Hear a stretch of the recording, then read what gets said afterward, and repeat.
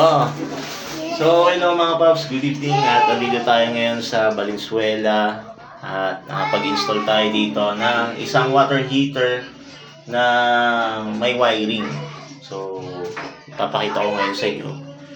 Dito ay makakakuha kayo ng idea kung bakit nga ba nagkakaroon ng interruption yung inyong mga ilaw pag nagbubukas kayo ng mga high voltage o high wattage na appliances nyo, like pag magbubukas kayo ng aircon, nag-blink-blink yung ano nyo.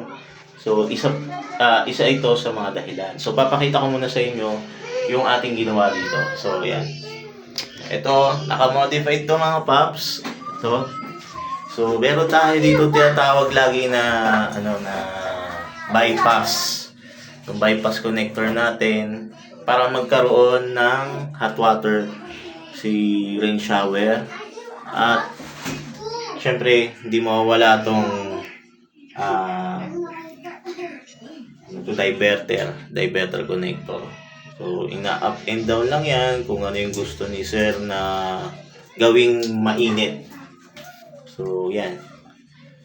So ito, nag-wiring tayo, nilabas natin sa bintana at pinasok dito sa may sa kanyang breaker.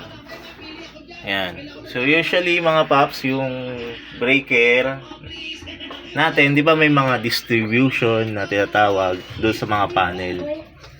So papakita ko sa inyo kung bakit nga ba nagkakaroon ng mga kurap-kurap. So ito kasi ito na yung pinaka-main niya. Yung isang breaker is para doon sa taas, pero ito yung pinaka-main niya para doon sa distribution ng kanyang kuryente.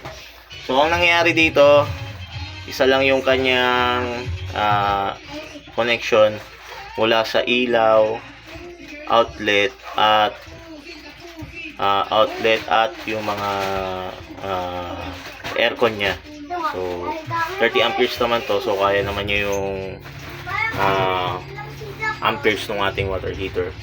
So ang ano lang nito is yun nga, pwede siyang magkurap-kurap dahil isa lang yung mga nagkakaroon ng interruption doon sa kanyang mga ilaw. So tendency pag may interruption sa kanyang mga ilaw, pwede po masira yung kanyang ilaw or other appliances kasi maaaring yung mga fuse ng mga appliances ay syempre pagka pakurap-kurap yan, meaning to say biglang nagka-cut milliseconds yung kanyang kuryente, bubuhay, pumapasok, buhay yun, sa ganun.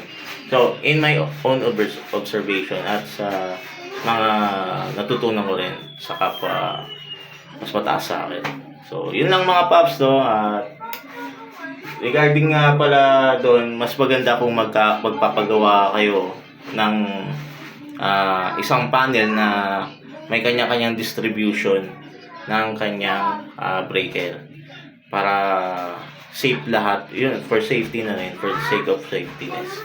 So safe naman yung yung nga lang baka madalas mag-trip yung kasi may aircon si sir, may aircon, tapos may water heater, rep, halos lahat ng mga tataas sa voltahe nandoon sa kanyang breaker.